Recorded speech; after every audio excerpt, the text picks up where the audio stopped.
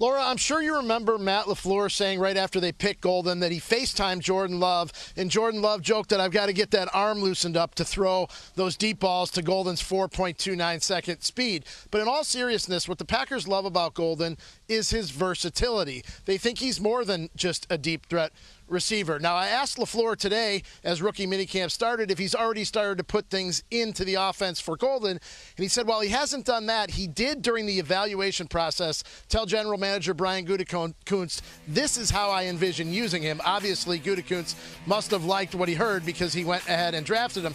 But LaFleur said one other thing. He goes, I know that there's going to be something positive that pops up that we're going to see that we didn't see on tape that we'll be able to use with Golden.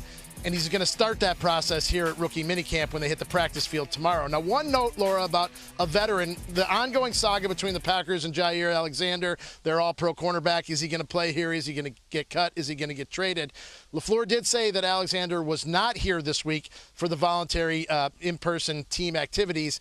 That's interesting to note because Alexander did take part last week when they did things virtually. They kept the players away because of all the stuff around here with the draft and logistically. So Alexander was part of the virtual stuff but was not here in person this week. Yeah, really interesting to keep an eye on. Jeremy Fowler has an update on that in just a bit. And I must say, Rob, Lambeau's looking gorgeous today, okay, as you well know. All right, the Packers have done their best to put solid pass catchers around Jordan Love over the last 4 drafts. They've taken 7 pass catchers in the first 3 rounds, 5 wide receivers and 2 tight ends. However, Matthew Golden is the first receiver they've drafted in the first round since 2002, and it's the first time they've taken 2 wide receivers in the first 3 rounds in the common draft era. Somebody's going to say, Aaron Rodgers, saying, where was that when I was here? Anyway, Tim, a lot of receivers for Jordan Love. What do you think, though, specifically about the addition of Matthew Golden? I think it's great, because he's super talented. I mean, just watch it, even the highlights that we were playing there. You see his speed, and I do think he's, more versatile, as Rob Domofsky was, kind of referring in terms of the optimism, in Green Bay of what type of player he can be. And I would say, I actually think Green Bay has had a pretty good receiving core, especially when you factor in, their tight ends and the way that they've played. And so, to me, it really wasn't this glaring area of need, other than to say some of these young, productive wide receivers that they've had, they've been injured. And so because of that, I think, getting a dynamic player who's young, kind of build, into the room, I think should be really exciting for Packers fans. And so, look, they did that, but they also did other things. They still, addressed the offensive line in the 2nd and 7th round. Like, there are other things that they need to do, but I do believe the continuity in Green Bay and what they're building around Jordan Love, look, I think gives you a lot of optimism for how they're going to fare in the division. Yeah, listen, Tim brings up a lot of good points. That receiving core is going to be one of the best, one of the more young and dynamic receiving cores in the league. I think defensively they've continued to add pieces there, and I think that defense needs to continue to elevate. But ultimately, this falls on Jordan Love. And when you talk about Jordan Love, you're talking about a guy who's immensely talented.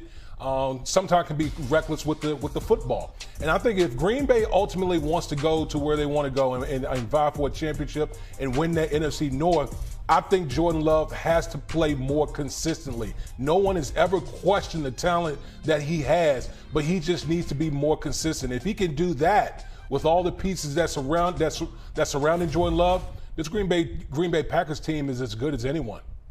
Yeah, D. Wood, the Packers and Jordan Love got help with drafting Matthew Golden in the first round, breaking serious precedent. Hadn't taken a wide receiver since Javon Walker in 2002. Why did they do that? One team source told me he was, quote, too good to pass up, because I was told Golden in the process figured he would be in that sort of 10 to 22 range, as high as the Cowboys number 12. He was considered one of the finalists among the teams that they were shaking out. So he had a top 30 visit with the team. Everything went really well. They had chemistry. So in the end, they just felt like it's not a situation where the Packers are trying to avoid wide receivers in the first round. It's just the board has to fall right, has to be the right player. This time it was. Yeah, and lucky for Jordan Love. I think everyone's going to love what Matthew Golden brings to the table. Now, we promised Jeremy an update on Jair Alexander. You heard what Rob Domofsky said. What are you hearing about him right now? Yeah, Laura, so I was told Alexander and his camp never really expected to be traded, at least up to this point, because in early March, around free agency, the team and the players started discussing some options, like, hey, let's leave the lines of communication open. If we can find a trade that makes sense for the team, we'll do that. So the player talked to some teams, the team talked to some opposing teams to see what the market value would be. A lot of those teams had interest, but they wanted to wait until after the draft. And now they're through the draft. There still isn't a lot of momentum for any sort of deal for Alexander, who, despite being a top 10 cornerback in the league for a long time, is due $17.5 million. Durability is a major issue. So the common sense here might just be that both sides can talk about a new reworked package maybe. Yeah. Perhaps the Packers can get some salary cap help, get that number down a little bit if Alexander would be willing to do that. Whether he is or not remains to be seen. Again, Rob Domofsky reporting that he was there for virtual meetings that the team had last week during the draft and then has not been here with the voluntary workouts. We'll keep an eye on that. All right, to our next rookie camp going on today. That's in Philly. The defending champs bolstered their defense with Jahad Campbell and 5 other defenders who are all out on the practice field today. Pretty cool. The Eagles entered the 2025 season looking to become the 10th team ever to repeat as Super Bowl champs. Overall, there have been 16 instances of a team returning to the Super Bowl the season after winning it. The Eagles will have to get back there without their offensive coordinator from last season, of course, Kellen Moore. Damian, Howie Roseman keeps rebuilding the Eagles team in the draft. Is that enough, though, for them to repeat? Because they have lost a lot of guys, too, in free agency and otherwise. Yeah, listen, some of those guys have graduated from the program, but the one thing that Howie Roseman has always done, he's a master at restocking. Sometimes with Howie Roseman, he's zigging while everyone is zagging. So he goes out here in the first round, he gets Jahad Campbell, the linebacker out of Alabama, and you're talking about, a guy who's just, ultra athletic, fast, comes downhill, and then all the other picks that they added on the defensive side of the football. So, yes, while they've lost some players on the defensive side, but they continue to restock and retool. And the one thing about this Philadelphia Eagles team, they're strong in all the right places that you need to win football games. They're strong in the trenches. They got elite players on the perimeter, and obviously we know the Super Bowl MVP and Jalen Hurts. So, this organization from the top down is one of the elite franchises, and they're going to be one of the front runners in 2025. D-Wood, they're retooling by taking young, talented players on defense. You mentioned Campbell. They now have at least 7 starters on the defensive side of the ball on rookie contracts. And Campbell was just great value. He is a luxury at that point, number 31 or 32 overall, falling to them essentially. I talked to several teams that saw him as a top 10 overall talent in the entire draft. It was essentially a durability issue. How long can he play based on the various injuries he's had? And he's got a shoulder issue that could cost him some time. But the Eagles figure, hey, if he misses time, it's going to be great for us.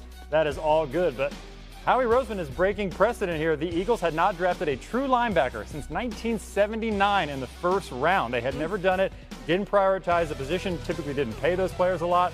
Now Zach Bond got paid, Jahad Campbell in the first round. So they are clearly trusting Vic Fangio after his Super Bowl performance to develop young players at positions he cares about, like linebacker. That was Jahad Campbell, by the way, on the screen, who you just saw wearing number 30.